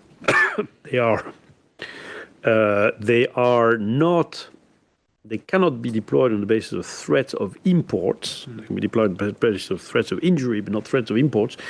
The imports have to be there, so which means that you're already quite far in the cycle of distortion. And it is difficult for all kinds of technical reasons, which I will not detail, to deal with the problem of circumvention when circumvention goes beyond purely transshipment, when it's about basically overcapacity flowing out from all kinds of places via other places, etc. That's the reality, right? So do we need any tools to deal with this? Well, in some cases, when there is a case in another sector, which is steel, where the excess capacity problem is completely out of control, where we have failed, I would say we as the international community has failed to deal with this problem at source and go to the what generates overcapacity. So we have to take ad hoc measures, such as the one that the Commission has proposed as a successor to the steel safeguard, which is an ad hoc trade policy measure, which in my view is simply, reflects the reality of what's happening, which is it's out of control. Therefore, if you want to not have the disappearance of the steel industry in Europe, you're going to have to do something about it in terms of trade protection. Now, this does not apply to every single sector. There's a bit of a China shock right now, which is indeed accelerating or leading to strong pockets of deindustrialization in important sectors. I think what you said about we're deindustrializing faster than we're de-risking is an important. It's a nice quote, right? It's a nice quote, yeah, but it's a nice quote. It's kind of a bit frightening, but I see where you're coming from, and so we have to use the tools fairly robustly where we have them. And in the case of the chemical sector, I think one thing that we're going to have to we're looking into, for example, which is again, how do you adapt the use of your existing tools to new realities? We are doing this all the time, and we will continue to do this. We have started dealing with that by applying countervailing duties against subsidies coming from other jurisdictions, the so-called transnational subsidies through FDI. The foreign subsidies regulation is not it's not an alternative to trade defense, because it deals with the distortion. It manifests itself in a different way. Basically, the trade defense instruments only deal with distortions when those distortions manifest themselves via the importation of goods, and only that. But of course, if there are distortions, they can very much impact the nature and the dynamics of foreign direct investment. So that's what the FSR does. So I would see it as a complementary tool to trade defense, and certainly not as an alternative. I think they deal with different problems. And in the same way, I think in the chemical sector in particular, because you have very complex chains of production where you see that the distortions can move across the value chains very rapidly. So you have suddenly a big pressure on imports at a certain level upstream, and then it goes downstream very quickly to the next sector. So if you do this product by product, you're going to run after the distortion. And the distortion tends to actually run very fast, maybe faster than the ability to counter the distortion. So maybe we need to look at the question of protecting supply chains on a slightly more horizontal basis, but for that, industry is going to have to think in Europe about how to approach this, because, of course, you always have a producer-user dynamic inside supply chains, which makes it difficult to approach these kinds of instruments. But there's a lot there that's happening. I think the chemical sector illustrates a lot of it. And I think there's a lot we're doing. The question was also about practically where we have about bandwidth issues. But bandwidth issues to deal with all these cases. Look, there is at the moment there are a lot of complaints coming through the complaints office. We have been very transparent with stakeholders that there is some delay in the initiation of investigations. Some 6 to 8 weeks compared to the ideal that we would want to do in terms of being able to have the thing basically traveling through the complaints office and us being able to initiate. I don't think that the question of time actually is that big of an issue. I'm not convinced at all that, the problem with trade defense that it's too slow. I don't think that's true actually. I mean, yes, of course, it's slow because it's investigations based. And it's relatively reactive in the end also. But exactly, so it's more, the problem is not that it's slow, that it comes a bit late in the distortion cycle, as I'd say, and it has all these limitations that I mentioned, but speed is not really the issue. Because if you are in a rule of law environment, it'll take you time to take any kind of decision. And actually, that may not be a bad thing. Think about it. You can shoot from the hip very rapidly, but that can also create problems. Yeah, I can escalate. In terms of bad policy, in terms of unintended consequences, etc. Absolutely. Bart, did you want to come in? Yes. Very short. So the cost of confrontation, it's high. It's extremely high. I guess Berlin, Madrid, they calculate it's very high. They make Denis's job very hard, Berlin, because they think the confrontation costs are high. But we all know here, because we read the EPC reports very consciously, you all do, we know that the cost eventually of inaction is way higher. Way higher. And so in Parliament, I tried to contribute, and in the Defense Committee, in the Trade Committee, and in the Industry Committee, I asked for scenario studies on the blockade of Taiwan. It would be immediately followed by a counter blockade by the US Navy. No Chinese ship will reach Europe. How many days would we have chemotherapy in our hospitals, or cobalt, or what you have? So those are the scenarios. Looks like Denis said, just like from day one, like. You stop, like the Russian sanctions. What does that mean? Well, it means a lot. And let's do those scenario studies. Like with Russia, we stopped buying their gas and the sanctions. That was no risk assessment, nothing. But this is something we can actually think, because the tensions in the Indo-Pacific will be there anyway. No doubt about it. One thing. Can I ask you, the governance measures, because scenario planning, somebody need to do it. You're a think tank. People. Is what you see in the communication, the joint communication, convincing you in terms of the governance and the capacity to go about this scenario planning, the EU level? Or are we lacking? I mean, you mentioned earlier Security Council, Economic Security Council starting to work in a much more joined up way around these issues. I mean, as a think tank, we've written about it, other think tanks have written about it.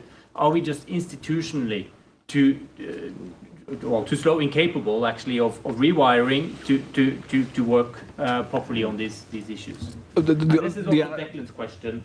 How can the Commission increase its leverage over member states who didn't want a more forceful stance vis-à-vis the US ahead of the Turnbury deal? Let's look at Sabine Weyand, whom I admire a lot. What she recently said in Politico a couple of months ago, I said it about 5 years ago in Parliament. Identify the choke points we have over others. Make a list.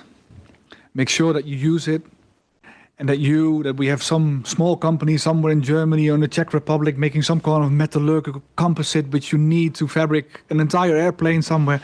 Those are the things you need to leverage in this day and age. And are we there yet? No.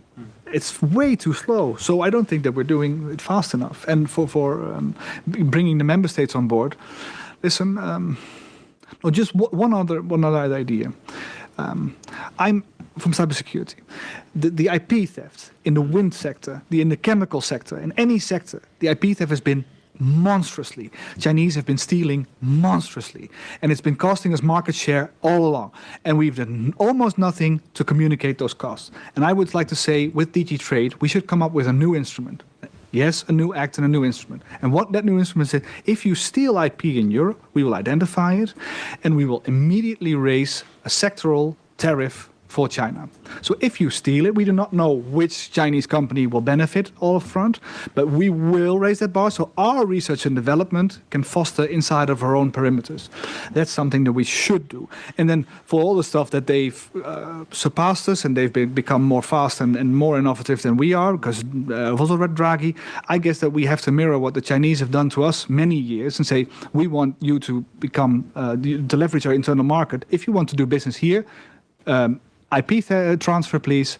A joint venture, please. High quality jobs in Europe, please. The same, we are mirroring your own policy, and we want those high quality jobs in Europe too. And I think that's the best. For aligning the policy in member states, I would rather leave it to someone else. And with that.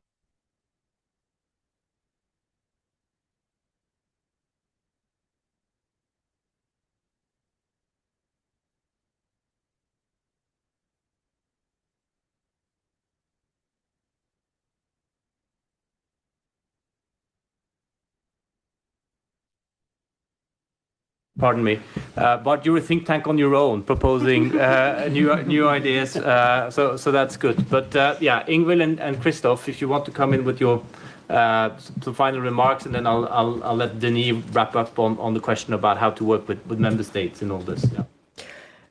Thanks. I'll be pretty brief and general. And I want to thank Denis for coming here and for giving such a thorough overview of your thinking. And I think, as I've said several times, I think this willingness to engage with all stakeholders, including industry, is a key to the success of this policy. And my sector, the energy sector, has long, and that's been, I think, a relatively hard-won lesson. We've learned not to compete on safety. It has to do with the safety of our energy supplies and also the safety of our staff. We shouldn't do that on security either. I think faced with a much more dangerous world, we need to do the same thing. We need to pool our knowledge and we need to learn together. And we need to have a very open discussion about what those threats mean and how we can meet them. And I think so far I want to commend the Commission on taking that tack, which I think is good. One note of caution, though, and now I come back to the Pandora's box. I think we need to make sure, as Georg said, I'm a manager of government relations, and we do need to make sure that governmental relations are not the corporate functions that grow the most in the coming years. Yeah. We need competitiveness to result in actual value creation in companies all over Europe, and strengthening all our value chains. So if we can get back to that and not just be involved in this public-private dialogue, however important it is, I think that would be good. Thank you. I think that also speaks to the point you were making, Christoph, about the sort of the running faster agenda and betting on tech, on innovation, on our startups. Are we capable of nurturing the startups in Europe, in your field and in other fields that will grow into scale-ups, that will create this dynamic? And you spoke about the MFF and prioritization. What is really from your point of view, the trigger now for Europe to regain that dynamic, or refine those animal spirits that will give us enable us to compete, not only defensively, protect ourselves, but compete also? So maybe on the startup part, so we actually have a good view on that as IMEC, because we also have IMEC iStart, which is really, and also a stronger venturing arm, which is really helping, nurturing startups, not just the startups coming out of IMEC, but actually external. So we also see some of the challenges there, and everybody here knows, but some of the challenges are with regards to scaling across Europe, access to capital, and of course, maybe sometimes easier to get the funding outside of Europe. So I think that is one thing that we need to address. It's recognized with Draghi, etc. So let's now take action. But I do believe Scale up from that action, is that going to be a game changer in this? I don't know if it's going to be a game changer, but it's a good step. So definitely, I mean, we welcome all of the initiatives that are now being put forward to start to stimulate the startup kind of scene. But it's clear that a lot still has to happen. But again, on an optimistic note, what we see is a lot of interesting startups across Europe that are popping up, also on some of the deep tech side. So that is not the issue. I mean, can always be even better, but it's not the issue in itself. It's kind of like, how do they kind of then take the next step? So so that's a positive, but also work point. I just wanted to say something as my kind of closing thought on the communication. So on the governance part, maybe specifically, I definitely welcome the fact that kind of this bringing in industry now in a more structured way. I think that's crucial. I think it also needs to be done a bit because what Denis was saying earlier, I don't think the regulation part, the hard stick, is the best way to go. And I think there was an attempt in the CHIPS Act 1, right, to do this, and it kind of didn't probably go as far as some people wanted. But it shows the difficulties there, right? Because a lot of the confidential information. So how do you share that? So it needs to be this kind of a bit more of a trusted discussion, and there's going to be limits in that discussion. I think we will also have to accept that. And of course, industry, we would also put research organizations maybe as part of that, because of course we also see a lot of things about certain aspects, certain sectors. So that hand, I think, is we need to grab that and we need to have that conversation. So I really welcome that part, and I do also want to commend the Commission, because I know it's not easy even within the Commission to come to some of these proposals, and then also towards the member states. So taking that next step to kind of get more that governance layer going, and also accepting it will be an evolution, right? We're not going to have a revolution that next year suddenly everything is going to be fixed. So also accepting that part. So I think that's what the communication is doing well. It's kind of the next step. Thank you for that, Christoph. And it sort of echoes something we wrote with Pavel a couple of years back on when we wrote our framing paper on economic security. We said, an economic security strategy with 3 Ps is good: promote, protect, partner. But there is 1 P missing that is absolutely critical in the Commission strategy then in 2023, and that's the P for prepare. So it's the capacity to know and the capacity to decide, which a lot of this is about, as these examples I've highlighted. So, Christoph, you're saying we're making progress also on that. So we'll stay on that positive note. I think, Bart, you wanted to come in with a tiny comment, and then I'll let Denis wrap up, and essentially on the question from Declan and the governance issue, how you can get member states along again on this, yeah, or any final point you want to make. But Bart, first you. No, the final point I want to make is for me I like to read biographies in my spare time from famous historical figures and all sorts of authoritarian figures, from Napoleon to Pol Pot or Mao or Stalin. You know what they have? Democrats. You know what they have in common? They are left-handed when they hold a pen, and I'm in a panel with 3 left-handed people. And I want to say thanks, because they were the opposite of what I thought they would be. So that's my final remark. That's a good one. Denis. I've noticed. Well noted. Very interesting observation. That one, I can't match that. Just maybe a few final thoughts. It was interesting to hear this, to have that discussion. The run faster agenda is very central to our resilience and economic vitality in Europe. I mean, make no mistake, it is not because of the focus of the communication, the center of gravity of the communication, but it is extremely important because I think it will play itself out not necessarily through a limited number of horizontal instruments. You actually mentioned some, but through sectoral instruments. And there are big questions as to what do you do on the supply side of that. And there is certainly, I very much agree with what you said, a space for demand side policies. In some cases, it's necessary because there's a market failure. So, but Again, whether it's on the supply side or the demand side, when it comes to the running faster agenda, you need all kinds of things. You need more than 3 peas in a pot in the MFF, because if you don't, then you don't have a policy. And you need need to decide how much you're doing this within jurisdiction, how much you're doing this in partnership with trusted partners, because of course that gives you the possibility actually of aggregating demand and gives you strength. So there is a value in that as well. But all these are discussions that are going on across a range of, policy instruments to come, the Industrialization Acceleration Act, the CHIPS Act 2, etc. There's a huge regulatory agenda coming, which is going to determine exactly the calibration of these questions. Yes, it does require the member states, of course, to look at things in the same direction on all this. That's why we are doing this kind of communication. It's communication addressed to Council and Parliament, by the way, to the world, but also to Council and Parliament, primarily, precisely because of this.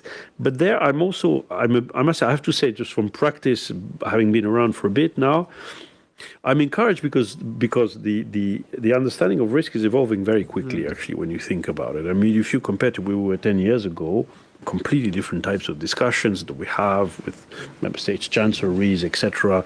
I mean, I think the realization is very real about the reality of what we're talking about here and the need to adjust policies. Now, exactly how you adjust policies remains very difficult because, yes, there are trade-offs associated with it. So somebody at some point bears the cost. And so there's a big distributional issue here, which is very complicated to solve, because you can't solve it. I mean, there's a trade-off. You can just work on you balance the trade-off. You don't solve the problem. It's not a problem. It's a trade-off. And then the third final thing I would say is that in this area in particular, where it becomes difficult is that contrary to a lot of, say, traditional policy areas where the EU and its decision-making process is particularly transparent. I mean, everybody says it's a glass house, right? So everybody knows everything about what's going on in every single part of commission, etc., because of the nature of the system. Here, there are things which are easy to communicate and share, and things which are a little bit more sensitive and which actually are not shared. And so, how to organize a democratic governance of that is quite complicated, actually. When you say, we need to be able to decide and know where are our choke points, what could we potentially weaponize? There has been work on this inside the Commission. Now, the question of deciding to deploy countermeasures. There's somebody from the audience that is talking about high precision CNC machine tools as something we want to look about. So there are ideas out there. And this is not. There's no prize actually for guessing this one, because these are particularly sensitive items that we have put under sanctions in the Russia sanctions, precisely because they are the things that make the thing that you don't want your enemy to have, right? So that's exactly one type of example. And we do have technology holders in the high-precision CNC machine, but not only in that area. There are a lot of areas you have, indeed, technology holders in Europe which have choke points via importation for many markets around the world. The problem is that is not something that you put out because there's no reason to. But there's a lot of work going on. Why? Because over the last 5 years, a lot of work has taken place on dependencies. When you look at dependencies, typically it doesn't take long for you to start looking at reverse dependencies. So I think we have elements to be able to do policy in these areas. But I would also agree that there's a lot more work, and therefore the need for capability development that needs to go into it going forward. Excellent. With that, I think we are ready to wrap up. It's been a very rich discussion. Thank you, Denis, for giving us a full 2 hours, but also Bart and Ingvild and Christoph. It's been a very rich discussion. I think economic security was understood. It's something we'll continue and have to continue to explore. The communication provides a sense of direction. As you ended, there's a lot to work on further, to start enforcing, to develop. It's about promote, running faster just as much as it is about protecting. I think we've had a number of good quotes in this panel also. It's important we don't deindustrialize faster than we de-risk. Business is saying that it's important that we do not compete on risk, so business want to play the game. And in the end, I think I also land on an idea I think was relatively present in the Draghi report, that growth strategy is economic security, and economic security is about growth. So let's leave it there. Thank you very much for joining, both online and in person. And at the EPC, together with a number of partners, we'll continue working on this issue. Well, maybe not so much to announce for the rest of this year, but into 2026, we'll have a very rich agenda working on economic security. Thank you, everyone, for joining.